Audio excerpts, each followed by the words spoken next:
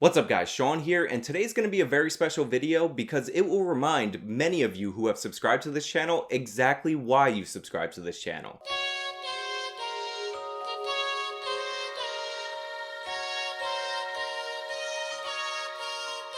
But before we get started, I just want to remind you guys that I do have a Subscribestar page, I do have a Patreon page, and for as little as $1 a month, you can get early access to my videos and ad-free versions of my videos.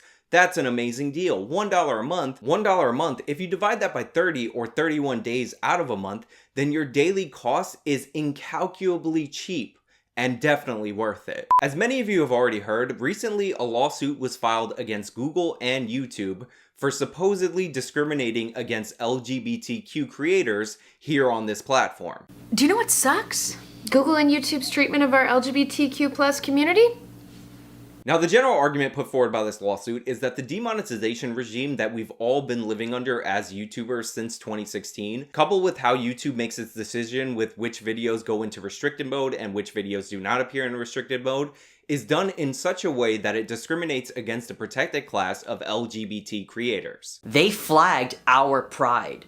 They did not allow us to buy ads. They restricted us, they demonetized us, and they did not stand up for us. And for those of you who are unsure what restricted mode is basically like a parent lock or a school lock on certain YouTube content. And when a school or a parent enables restricted mode, certain types of content, certain videos are not visible to the user. Now, this is not to be confused with age restriction, which requires you to have a YouTube login account and have your age set to at least 18 years of age in order to view a video. This is a separate thing that, again, is mostly used for people on the YouTube Kids app, or schools or organizations that don't want you to watch not safe for work kind of content. Now, upon hearing the news that some YouTubers have decided to take legal action against YouTube for demonetization, a lot of YouTubers, and especially a lot of my contemporaries, people who talk about similar issues from a similar point of view, got really excited and started making videos in support of this lawsuit. A lot of YouTubers who normally criticize Lindsay and her show Queer Kid Stuff,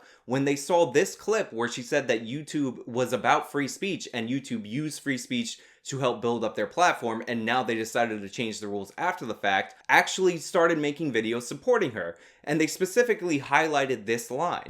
They broke their promise of a platform for free speech built off of our backs. And on its surface, that's a sentiment that I can agree with, because YouTube should be a free speech platform. They sold themselves as a free speech platform. But after the 2016 election, all of a sudden they started changing the rules because they didn't like the way that their free speech platform was going. Our LGBTQ plus content is being demonetized, restricted, and not sent out to viewers, which has highly affected our ability to reach the community that we strongly want to help. I actively despise the demonetization regime that YouTube has implemented because it's arbitrary, it's ridiculous, and in my personal opinion, all content on this platform should be monetized, and if that content is criminal, if it's part of certain organizations that are criminal organizations, then the punishment for that should be your video is removed. But more importantly, when you commit crimes, you don't get a yellow dollar sign, you get arrested. So if the question was whether or not LGBT content should be monetized or whether or not these specific creators should be monetized, then I would answer yes. I don't like the demonetization regime.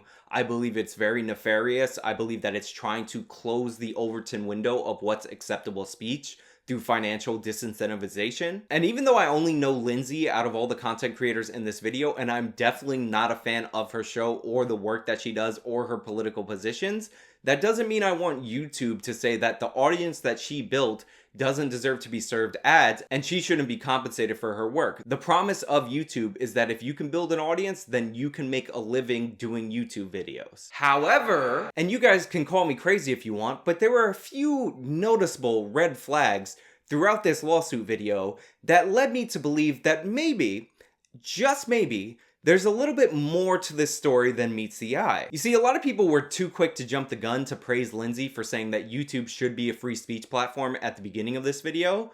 They broke their promise of a platform for free speech built off of our backs. And for some reason, that caused a lot of people to uncritically accept the rest of this video, despite the fact that here she's talking about her mental health. From day one as an LGBTQ plus creator on YouTube, I've faced discrimination on a platform that touts its support of my community.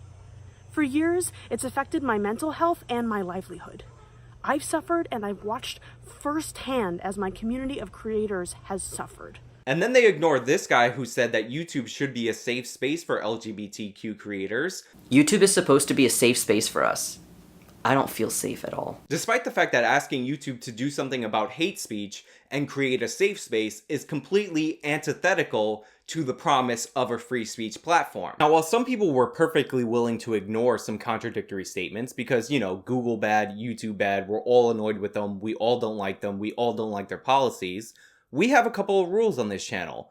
And one of those rules is that when something comes out about somebody or something that you don't like, you double check it because it might not be true and your confirmation bias might be what's cluing you in to believe that thing. And the second rule on this channel is don't believe what you're seeing in the videos. Don't believe what people are telling you.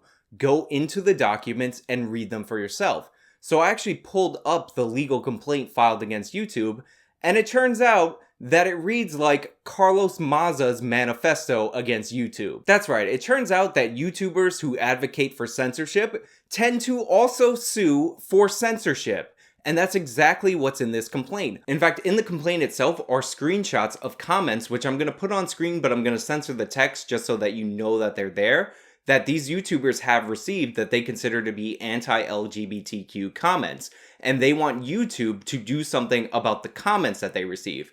But it actually gets a lot worse than that when you go to the section where they talk about the up next and recommended feature. On page 28 and 29 of the lawsuit, they have a section about recommending anti-LGBTQ and or hate content. While defendants exclude LGBTQ plus related content from the YouTube recommended content on the up next application, defendants recommend and include on the up next application both reaction videos which copy, pirate, and parody the LGBTQ plaintiff's original content, and original videos which include obscene, homophobic, violent, threatening, or disparaging anti-LGBTQ content. These up next videos, which defendants are recommending to the LGBTQ plus plaintiff's subscribers and viewers, appear on the same screen alongside the LGBTQ plaintiffs' videos. Defendants also monetize many anti-LGBTQ plus hate speech videos, ensuring that both defendants and their preferred creators are making money from the LGBTQ plus plaintiffs' original content, all while discouraging, offending, and even frightening the intended audience for the LGBTQ plus plaintiffs' videos. Defendants' practice of recommending hate speech videos in conjunction with the displaying of LGBTQ plus related videos discourages and even prevents members of the LGBTQ plus community from accessing video content which is designed to support, educate, and entertain them. So not only are they complaining about the comments that they receive as YouTubers, which is extremely hard for YouTube itself to police without filtering out and making more and more legitimate comments end up in the spam folder just to placate these people who are extra sensitive and don't want to use any of the comment control features that they have at their disposal. They're angry that response videos, which are directly responding to the videos that they put out, are put in their recommended or related feed, even though they are in fact related to the videos that they're putting out. And what really annoys me about this is that in the complaint, they call the videos that respond to them piracy because these videos use clips from the original video. This, of course, is protected under fair use law and was actually something that H3H3 successfully defended himself with in court, and he won a case that set a precedent that should exclude people from calling this piracy because, of course, it is in fact not piracy. I'll say it again, I agree with what should be the fundamental premise of this video and of this lawsuit. I am for this content being monetized, even though I don't know these creators, and I can guess that I probably wouldn't be fans of these creators. That doesn't mean that their audience isn't worth anything, and that doesn't mean that they shouldn't be able to make money off of the videos that they produce. However, this is an anti-discrimination lawsuit, and when you are citing the fact that other YouTubers make response videos to you as a way that YouTube, the organization, is discriminating against you, the only possible result of you winning said lawsuit is that YouTube will have to do things to comply with your demands. And I can't help but think that one of the things that they'll do is start restricting response videos, start demonetizing response videos. And that's not okay. That doesn't create less censorship, it creates more censorship. We can't be willfully blind and ignorant of what's in the complaint because at one part of the video, somebody said free speech. We can't celebrate the fact that at one point in this complaint, they referenced Ted Cruz talking about free speech, which in fact they did, and ignore the fact that they're also angry and upset and complaining about and counting as a form of discrimination response videos made to their content, negative comments that they get on their videos, advertisements that appear in the front of their videos that they don't quite care for. Believe me, I would love for this to be a moment where all YouTubers can coalesce and stand united against the platform and their demonetization regime.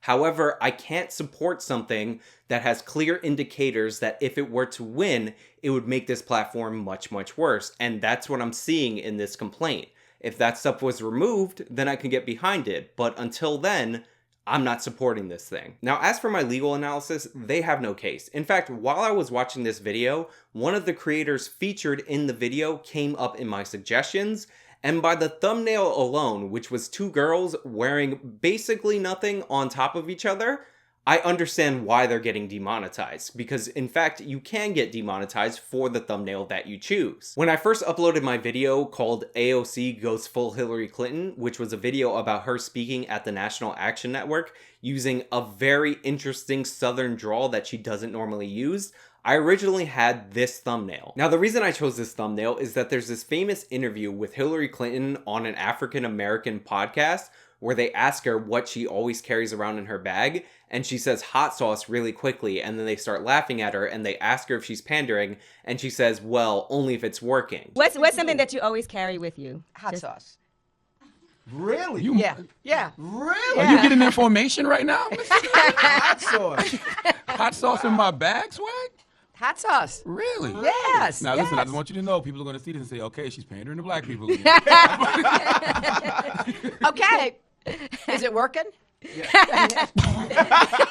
Now, when I uploaded the video, which had this as the thumbnail, I unlisted it for a monetization review, and I was pretty surprised based on the fact that the video was super clean, it was a mainstream topic that a lot of people were talking about, that YouTube sent me a notification indicating that the video was deemed and confirmed by manual review as not advertiser friendly. In fact, I was so surprised by this that I decided that maybe it was probably the thumbnail I chose, so I ended up going with this thumbnail instead. And after submitting that exact same video for monetization review, that video, which was identical in content, was approved by manual review as advertiser friendly because the thumbnail is important to the review. So even though in my opinion my first thumbnail was perfectly fine as it was specifically referencing an incident with Hillary Clinton where she was pandering to an African American audience, and I was comparing that to Alexandria Ocasio-Cortez, similarly in an obvious way pandering to African Americans, I can't be surprised that the people that YouTube uses to review their videos as advertiser friendly or not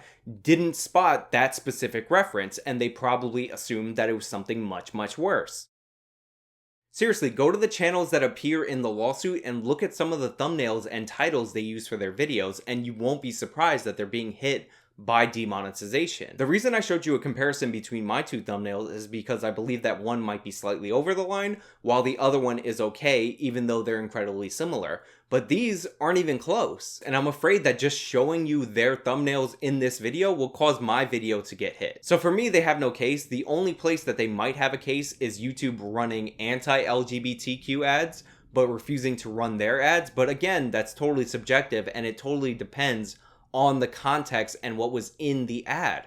And they refused us advertising because of the gay thing. So while a part of me just wants to root for them because they're going against Google and YouTube, I can't ignore the fact that there's stuff in their complaint that would make this platform worse if they were to win. In fact, even if YouTube were to settle, which YouTube might decide to do because it might be a better financial decision to just give them something rather than go into a lengthy court proceeding, because even if you win in our civil courts, you still end up losing because you spend far more money than if you were to just settle. Based on what's in this complaint could include more censorship for the type of response video content that I know a lot of you guys like to watch. So overall, knowing what I know now about the complaint after going over it, this is something that I can't get behind. And I recommend you guys look into this complaint yourself before you decide to get behind it because you don't like Google or YouTube.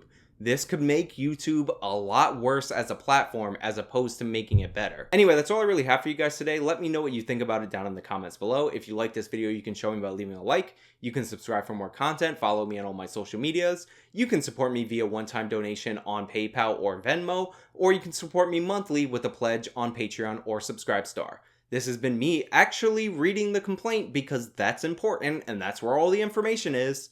Till next time.